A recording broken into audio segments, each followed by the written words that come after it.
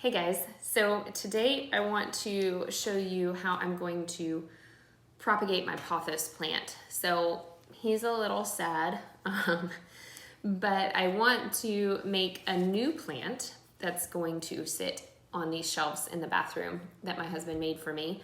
And so rather than going and buying a new one, I have this guy who's got some extra growth on him, and I'm gonna go ahead and propagate a new plant from the cuttings. So what I like to do is I like to go ahead and cut off the longer vine right up near the base of the pot of the plant. And that way it stays nice and full up here around my pot. And so my original plant keeps its full look. And then I can start my cuttings from this vine. Now, what you'll often see people do is you'll often see people make a cut somewhere like this and then just stick this whole piece in water to root from there. But that's really not the best way to get these guys going. If you'll see on the plant, there's a leaf, and then down here there's like a node, and this little eye is where the roots are going to grow out of. So each of these will create a new plant. There will be new root growth from each of these. So the best thing to do is to actually cut here and cut here.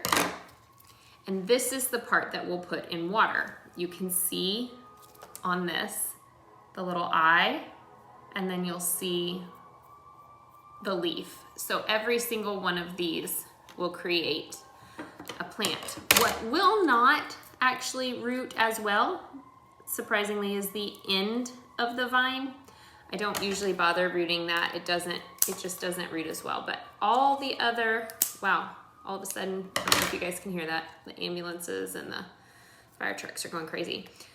So each of these leaf and eye pieces will make roots. So I'm just gonna go through and make several cuts. These extra pieces of vine, that you don't need them, they don't do anything. It's much more effective. You'll get much more root growth this way rather than trying to just shove a whole long piece of a vine in some water. Speaking of that, there are two different ways to root pothos. You can root in water or you can root in soil. Today I'm rooting in water. That is my preferred method, but it's completely fine if you want to root these in soil as well.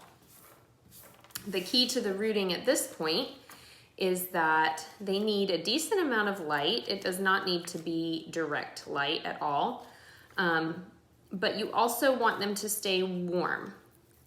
So you'll want to place your cuttings somewhere where they get a good amount of warmth, around like 70 degrees at least. So if your windowsills are drafty, that's not the place that you will want to put these. A lot of people will stick them in a windowsill, but that's not necessarily the best spot. I've seen one man recommended putting them in your kitchen on the counter over where your dishwasher is, because your dishwasher creates that ambient warmth on your countertop. So that's an idea. If you have a heating mat, you could put them somewhere where they'll, you could still put them on a windowsill or something where you then have the heating mat under them. So I just gather up all of my leaves and nodes, my eyes here, in just a little bunch. And then I have a vase of water. And then I just put them in that vase of water and put them in that warm spot. Like I said, in about 3 to 4 weeks, I should have some really good root growth on these guys. So if you can see that, all of those eyes are submerged. And you don't need to change this water every day, but you do want to change it every couple days. The roots, the eyes need the oxygen from the water as well as just the water itself to grow. So you'll want to keep giving it fresh water. If you give it fresh water from the tap water, it's oxygenated. And then roots will grow. So we'll check in on these in a few weeks and I'll show you how the growth looks. So here you can see after 5 days, those eyes are already starting to grow roots. And after 3 weeks, this is what they look like. It won't be long and they'll be ready to plant.